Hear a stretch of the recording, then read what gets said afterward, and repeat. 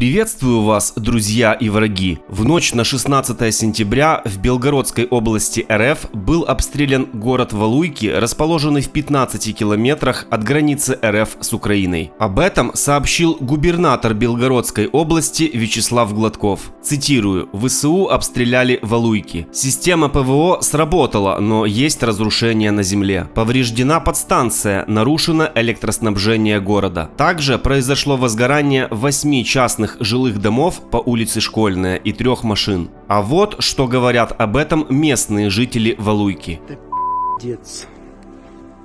Это просто Алис. Всю улицу. Эта машина горит. Я не знаю, мама дома. Вот уже залпов 20 было, света в городе нету. Пожалуйста, окно в моей комнате. Прилетел снаряд в соседний дом. Тоже все в осколках. Окна нет. Просто нету окон.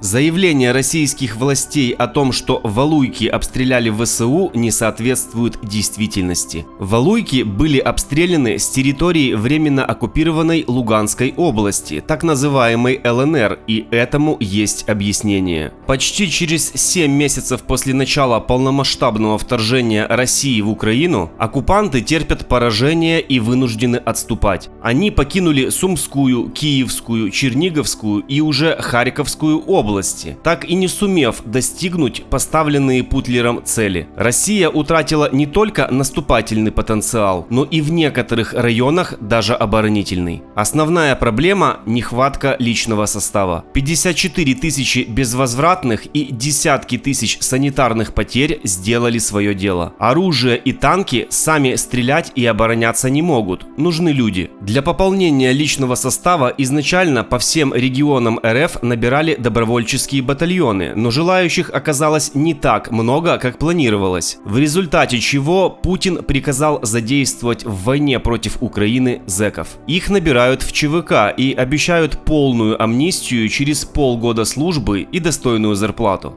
Война тяжелая. На всякие там чеченские и так далее близко не похоже.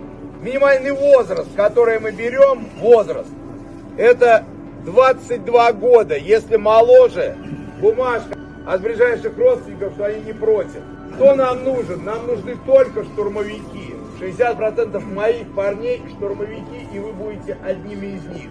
Но количество желающих зэков все равно не перекроет нехватку живой силы рашистов, и руководство РФ понимает, что без объявления мобилизации на России эту войну они 100% проиграют. Но объявление мобилизации должно быть обосновано, ведь изначально Путин объявил о начале специальной военной операции, которую должна была провести регулярная российская армия, называющая сама себя Второй армией мира. В итоге так называемая Вторая армия мира с позором проиграла Украине, и после этого объявить мобилизацию для Путина означает показать свою беспомощность и никчемность. Чтобы сохранить свое лицо, для объявления мобилизации сначала частичной в приграничных областях с Украиной, а потом уже и полной по всей России, поводом могут стать подобного рода обстрелы. С каждым днем их будет все больше, а кульминацией станет Рязанский Сахарок, привезенный из Москвы в какой-нибудь приграничный российский город. Но даже объявление полной мобилизации на России не спасет действующую там преступную власть от краха и трибунала. Россия будет освобождена, демилитаризирована и преобразована в новое государство для людей, а не для рабов, каким оно сейчас является.